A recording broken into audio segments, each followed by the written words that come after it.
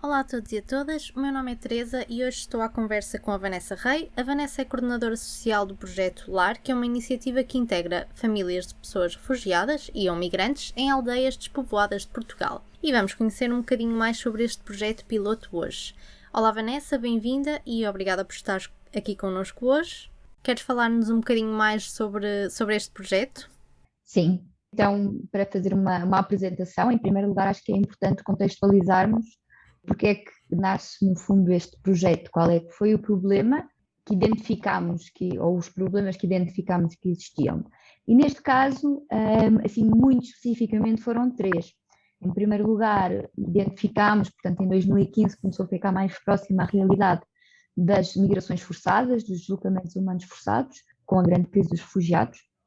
E, portanto, isto fez-nos pensar o que é que nós poderíamos fazer para ajudar a mitigar esta situação. Portanto, sabemos que o último ano tivemos mais de 79 milhões de pessoas que foram forçadas a fugir das suas casas por guerras ou por conflitos e perseguições, e este foi a base, o nosso problema base.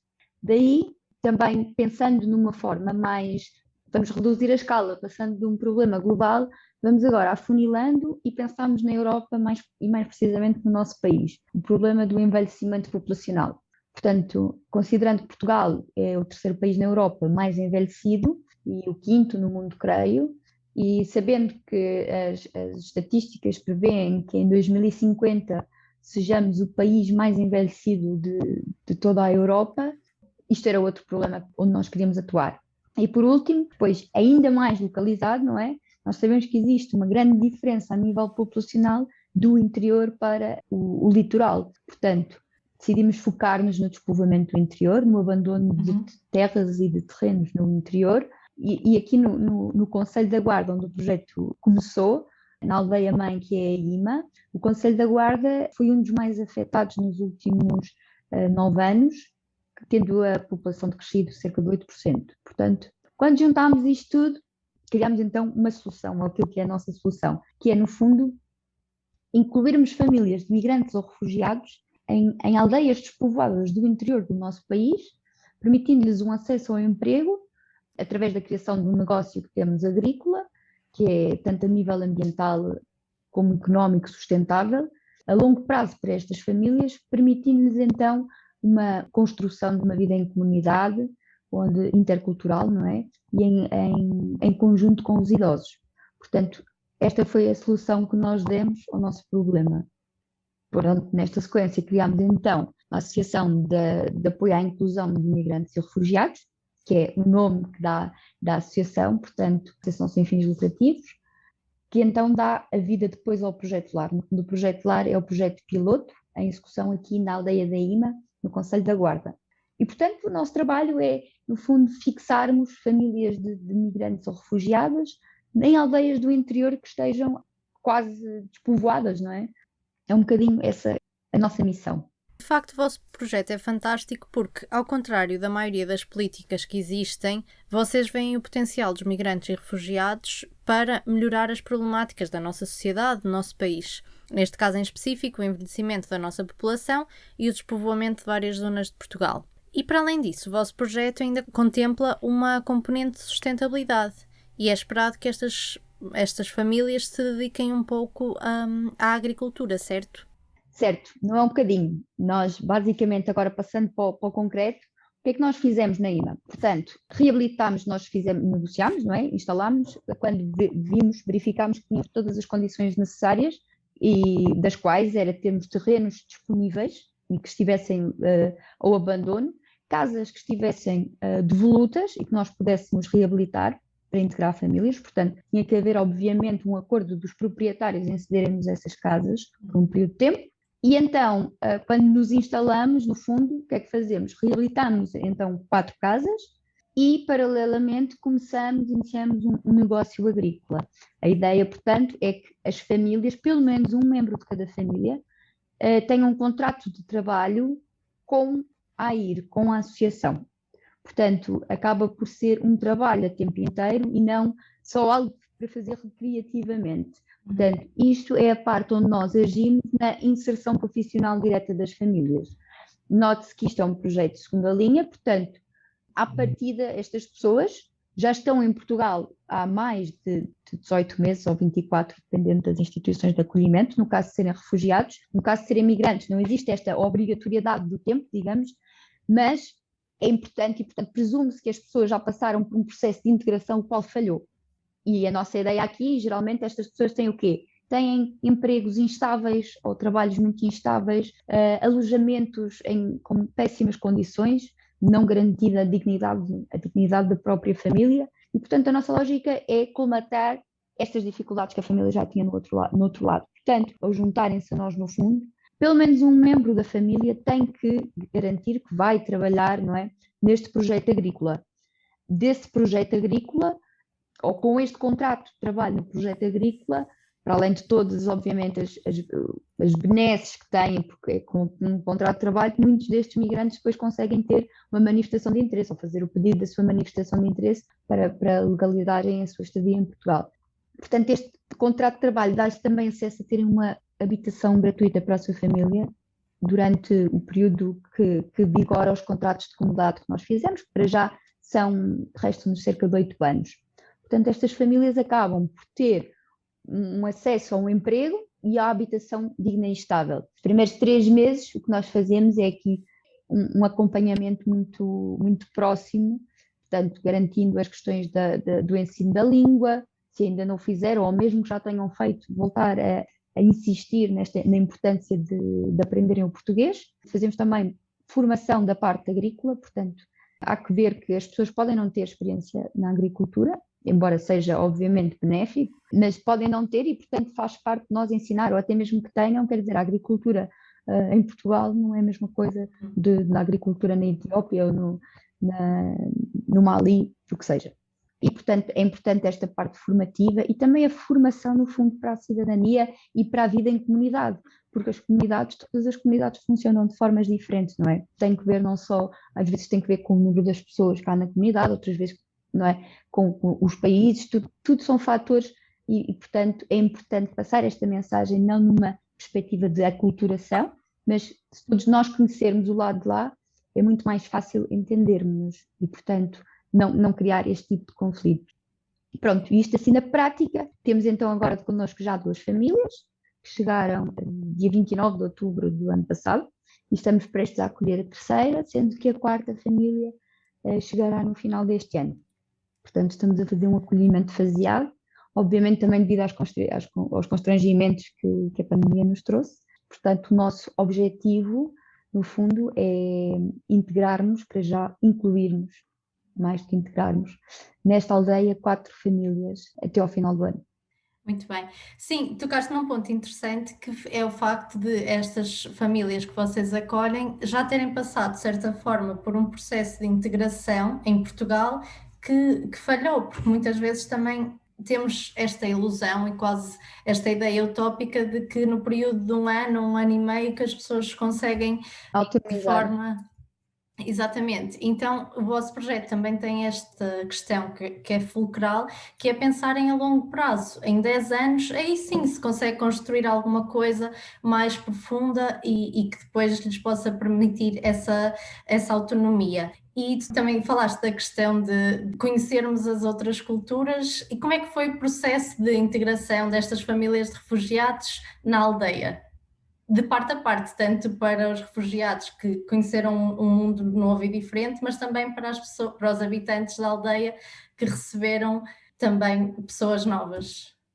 Claro, todo o processo prévio à recepção das famílias, nós tivemos de fazer uma preparação da comunidade, portanto, fazer ações quase formativas ou ações de sensibilização para estas temáticas, ações de desconstrução de preconceitos.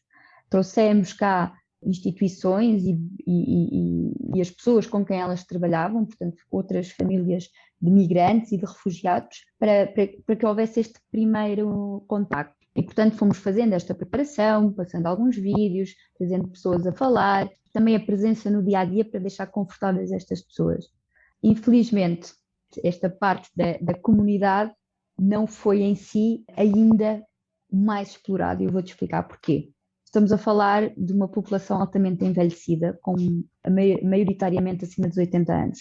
E estamos a falar que estas famílias entram dia 29 de outubro, portanto, entram naquela fase que a pandemia volta a agravar-se e, portanto, uma das coisas que nós tínhamos que garantir era a segurança dos idosos, por um lado, e nós sabíamos que íamos trazer pessoas de Lisboa, e, portanto, das nossas principais lutas logo inicialmente foi conseguir que estas pessoas fossem todas testadas para entrarem, no fundo, na aldeia. Mas isto para dizer o quê? Obviamente, nesta altura, e sendo inverno na Guarda, isto é um dos grandes problemas, ou as coisas menos boas que o projeto tem, é o frio que se faz sentir na Guarda.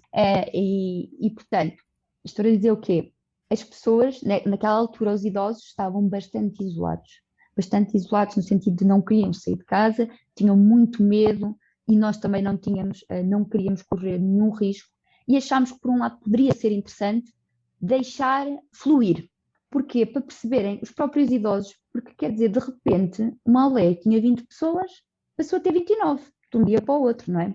E isto pode causar algum impacto, não é? A pessoa nova o vê, e então nós até deixámos as coisas fluir um pouco inicialmente para dar o sentimento de confiança.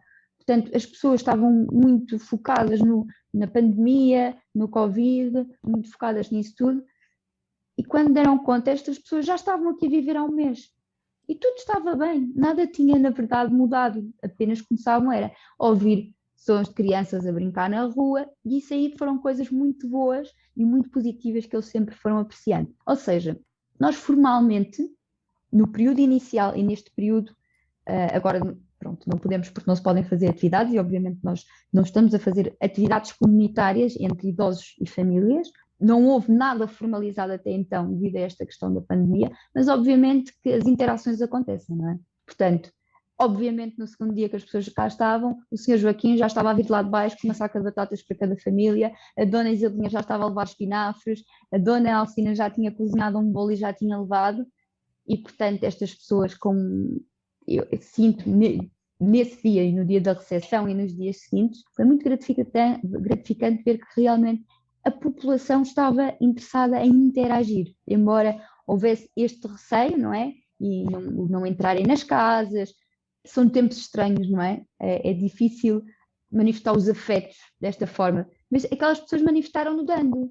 E, portanto, isso é uma ótima forma de qualquer pessoa ser recebida. Em contrapartida também, estas famílias, por exemplo, na altura do Natal, ainda que não celebrando o Natal, decidiram fazer pequenos miminhos para as pessoas da aldeia.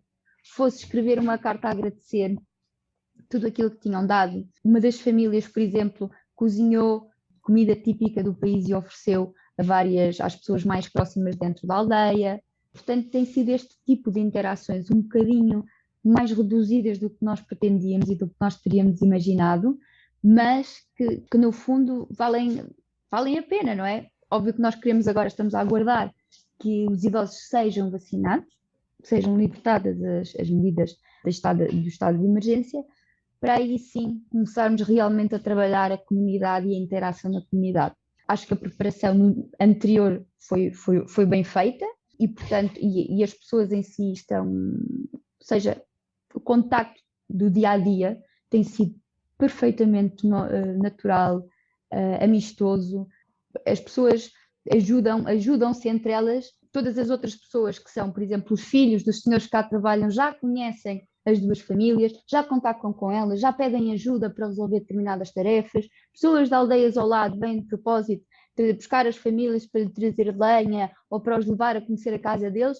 Há aqui já estas pequenas partilhas, mas para nós a associação é muito importante garantir a segurança destas pessoas e, portanto, evitamos promover, no fundo, os ajuntamentos ainda, com grande pena minha, porque obviamente eu tinha imaginado esta parte aqui muito mais de festa, não é?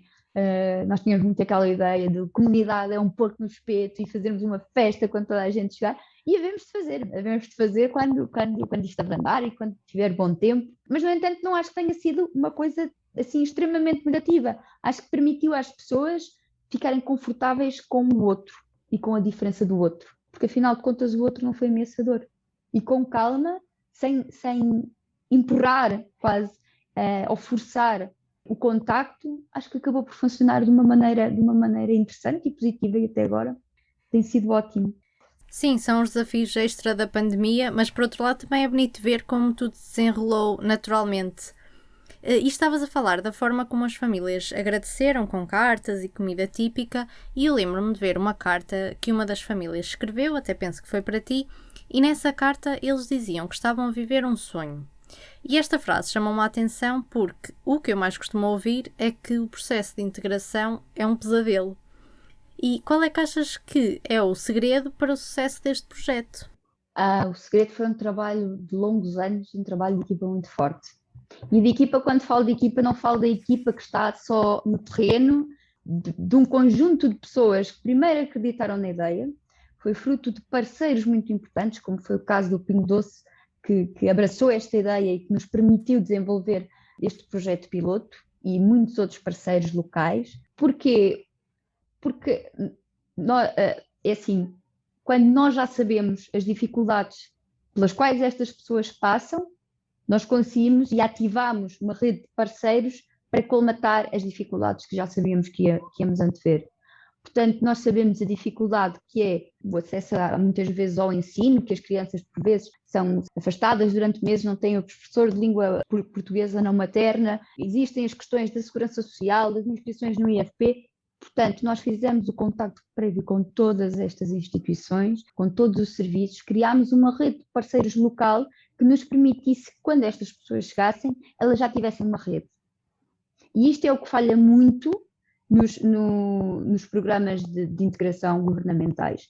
É a falta destas pessoas de criarem rede. Criam um estilo de dependência, muitas vezes, dos técnicos, em que o importante para nós é ensinar a pescar, aqui não é darmos de comer. Muitas vezes a Bárbara, a nossa fundadora, diz, e com razão, nós não somos uma instituição de caridade. Não é esse, podíamos ser, não tem nada de mal, mas não somos. Não é isso que nós queremos ser. Nós queremos potenciar o desenvolvimento das pessoas, queremos empoderá-las porque acreditamos que elas são vitais e que são uma resposta vital no interior. E como tal, temos que também empoderar quem já cá vive e temos que consciencializar quem cá vive que estas pessoas têm potencial para os ajudar a ter um melhor envelhecimento, para os ajudar no dia-a-dia, reduzir o isolamento social. E isto tudo é algo que exige anos de preparação. Obviamente nós agora sabemos fazer isto e já temos a prática, mas num projeto piloto exigiu muito trabalho de equipa, exigiu muita gente envolvida a dar um bocadinho do seu tempo, a dar um bocadinho do recheio da sua casa para rechear a que viria a ser dos outros. E portanto acho que esse é o segredo, no fundo é entre ajuda e o trabalho em equipa, em comunidade, não é? Sim, este trabalho de preparação realmente é fulcral, porque sabemos que há muitas lacunas nos serviços no que diz respeito ao atendimento de migrantes e refugiados. E diz-nos, neste momento já estão 2 famílias na aldeia da Ima e 2 que chegarão em breve. Uma família é da Nigéria e a outra é do Uganda, certo? Exato, exatamente. São famílias bastante diferentes, portanto, neste caso, nenhuma delas tem o estatuto de refugiado, portanto, embora esta questão é muito, uma questão muito procedural, administrativa, muitas vezes o que seja, porque as histórias nós sabemos quais são e, portanto, o que é que as pessoas fogem, o que é que elas vêm à procura. E mais do que o nome, para nós é importante que são pessoas que estão em necessidade. Mas, obviamente, temos famílias diferentes, perfis diferentes que são importantes e é esta a diversidade cultural e pessoal, a diversidade também de cada família que é importante para nós. Portanto, temos uma família, se calhar, que já está há mais anos em Portugal, mais familiarizada com o sistema, já as crianças já têm competências na área do português, já falam o português, portanto, vítimas, não vou usar a palavra vítimas, mas foram pessoas que perderam o emprego que tinham devido à pandemia, por si só tinham algumas dificuldades no alojamento, não é? Porque viviam em Lisboa, rendas muito caras, terem que partilhar casa com outras famílias e que com a pandemia perderam o seu emprego e, portanto, aceitaram este desafio do lar. E depois temos uma família muito mais, digamos, dependente e com muitas mais necessidades de acompanhamento, portanto, que não falava ainda nada português, que estavam há um ano em Portugal, mas as crianças não frequentavam a escola ainda. Portanto, durante um ano estiveram fechados num quarto, e imagina, ano de pandemia, 5 pessoas fechadas num quarto, a viver com mais não sei quantas pessoas no T3, um ano inteiro. Portanto, estas crianças, por um lado, não iam à escola, e se estás num país diferente, onde há necessidade de aprenderes uma língua nova, imagina o que é quando cais de paraquedas, agora numa escola nova, e de repente tens que toda a gente só fala português e as crianças tiveram um ano fechado com os pais naquele quarto. É difícil quebrar este ciclo agora também, e foi algo que observámos, criar esta ligação aos pais e à figura paterna e materna aqui, para depois conseguir desvincular para a escola. Foi um processo tranquilo, embora uma das crianças esteja a requerer mais atenção, mas isto é completamente compreensível. Agora, pensemos em todas as crianças que estão na mesma situação e que, infelizmente, a escola não consegue dar uma resposta personalizada ou mais individualizada, e, obviamente, as instituições que os acompanham, se até para os pais é difícil arranjar tempo, às vezes, para tratar dos assuntos deles, muito menos será importante tratar os das crianças. As crianças, muitas vezes, são esquecidas. A escola educa, não é? E nós próprios técnicos que trabalhamos com famílias, esquecemos-nos que quando dizemos a escola educa, mas quando são as nossas, digamos, entre aspas, crianças, nós dizemos que a educação começa em casa. E depois, quando nós estamos a assistir ou dar assistência a estas famílias, esquecemos que nós estamos a dar assistência à família. Portanto, se a educação vem de casa, a casa também é a nossa instituição também é casa. Entendes? E, portanto, é nossa responsabilidade não apoiar, a família não é só um bolo, que se trata de tudo.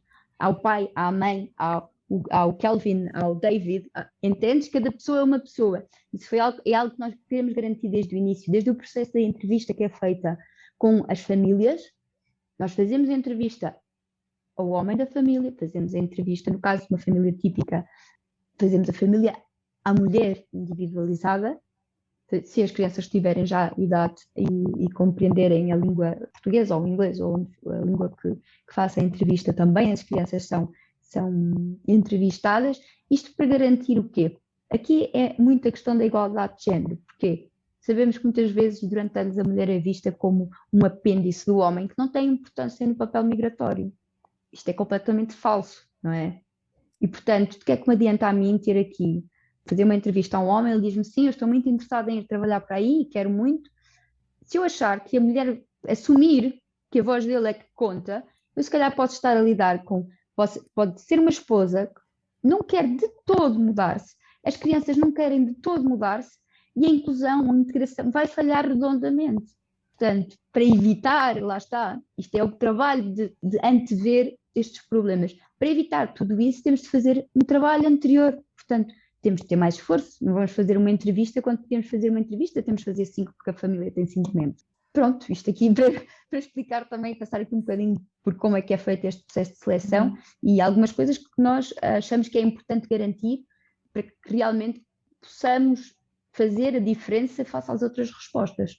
Apesar de ser um projeto piloto, vocês já tiveram todos estes cuidados prévios, não é? Para que seja bem sucedido. Quais são as perspectivas futuras? É um bocadinho também replicar isto a outras aldeias? O que é que têm em mente? Ora, para já a nossa estratégia passa por, uma vez que nós desenvolvemos um negócio agrícola aqui na IMA, portanto, nós temos terrenos que estamos agora a revitalizar. Temos vários terrenos, temos um que é o principal terreno, que tem cerca de 8,5 hectares, e aí vamos fazer uma produção de produtos de hortícolas comuns, de uso comum, para que os lares e restaurantes à volta absorverem, não é? E depois temos também aqui uma produção vamos começar uma produção de goji e de groselha. Portanto, com este projeto agrícola, é necessário um investimento bastante grande para o pormos em marcha, em curso. Estas pessoas já estão contratadas, 2 delas por nós, e já estão a trabalhar nestes terrenos, mas obviamente o que é que nós nos apercebemos? Que isto era um investimento muito grande e que com os terrenos que nós tínhamos aqui, com as redes que já tínhamos construído, nós conseguiríamos empregar mais pessoas neste terreno, sem termos que fazer uma deslocação demasiado grande. Obviamente também já fomos contactados por muitas entidades, principalmente municípios e juntas de freguesia, que gostariam de saber mais informações sobre o projeto e se nós não queríamos ir para aquela aldeia que não tem lá ninguém, que nos ajudavam a reconstruir as casas, etc. Portanto, neste momento, a nossa estratégia, nós pensamos que para já vamos integrar esta família no próximo mês, até ao fim do ano integrar a quarta. No próximo ano, e tendo este trabalho de campo já muito tratado, nós conseguiríamos ir para uma aldeia limítrofe do projeto, aí recuperar novamente 4 casas. Portanto, nesta perspectiva vai haver obviamente algumas mudanças com as aprendizagens que fizemos, mas já temos preparado muito material, terreno, as partes de formação das pessoas, etc., para que no prazo de 2 anos consigamos integrar aqui mais 4 famílias e integrar essas 4 famílias, pelo menos um membro no negócio agrícola também. Portanto, a nossa ideia passa por fazer uma replicação muito próxima aqui numa aldeia, ou seja, para aproveitarmos o investimento no negócio agrícola, mas conseguirmos apoiar mais famílias e revitalizar outra aldeia. Obviamente que primeiro há que nos focarmos aqui no projeto piloto, mas também, assim, ainda dentro deste projeto, o que é que nós reparamos? É difícil viver da agricultura só. Obviamente que nós pagamos os nossos trabalhadores, não é? E, portanto, eles não têm que, para já, se preocupar com esta questão, mas é uma preocupação para nós. Porquê? Nós queremos garantir que este projeto não é nosso. Este projeto vai ser para estas pessoas que nós estamos a albergar. A acolher aqui, desculpa. Portanto, a ideia é que eles ganhem competências, não é só de trabalho no campo, é competências de liderança, de gestão, que se perceba que depois dentro desta comunidade que se consegue criar uma equipa de trabalho, que se consegue criar talvez uma cooperativa, algo assim desse género. Quando nós sairmos do nosso trabalho, o nosso objetivo no fundo é sairmos da comunidade, é que eles estejam aptos para ter o seu negócio e deixamos-lhe com todas as ferramentas para ele ser bem sucedido. Mas como te estava a dizer, o que é que reparamos? A agricultura, toda a gente sabe, é difícil, não é? Para além de ser um trabalho duro, de um momento para o outro corres o risco de ficar sem nada. Estamos sujeitos a condições muito diversas e numa zona difícil por si só, a nível territorial. E, portanto, pareceu-nos importante diversificarmos o nosso negócio. Portanto, começámos por agora fazer o Lar de Afetos, que é uma área, várias pessoas da aldeia e daqui de perto, simpatizantes com o projeto, juntaram-se e ofereceram-nos alguns animais, da qual faz parte uma vaca jeronista, que é uma raça autóctone do Germelo daqui desta zona, que é uma vaca com franjinha muito linda e que teve uma luta muito grande de quase 10 anos para ser reconhecida como uma raça autóctone, porque era considerada uma derivação da raça mirandesa.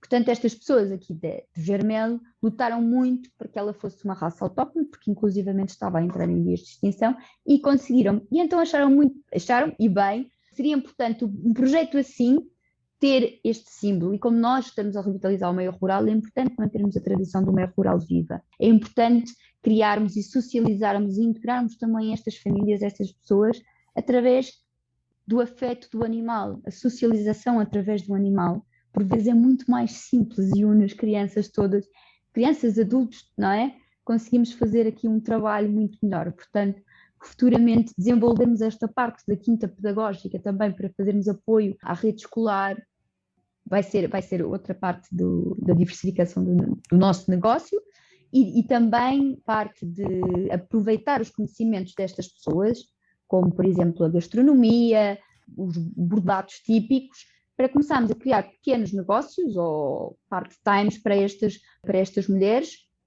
para ganharem mais dinheiro. Portanto, para além do trabalho que elas têm enquanto uma delas está a procurar ativamente trabalho, outra tem uma filhota muito pequenina, ainda não está, mas para além do normal, não é?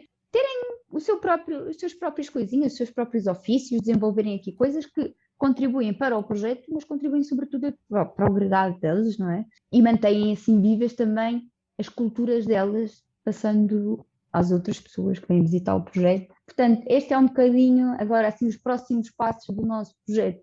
Obviamente, projetos pilotos andam um bocadinho ao sabor, não é só do vento, é também do mar e é de tudo, não é? Porque de um dia para o outro as coisas mudam facilmente, não só porque nem sempre estamos do lado correto, ou estamos a fazer o mais correto, e com isso é bom e aprendemos, mas por vezes por situações externas a nós, não é? Não podemos garantir. Portanto, temos de estar sempre a reinventar-nos. Mas essa é a parte boa dos projetos pilotos. É a margem para falharmos, mas sempre com o objetivo de nos levantarmos no dia a seguir e de fazermos um trabalho ainda melhor do que aquilo que já estávamos a fazer anteriormente.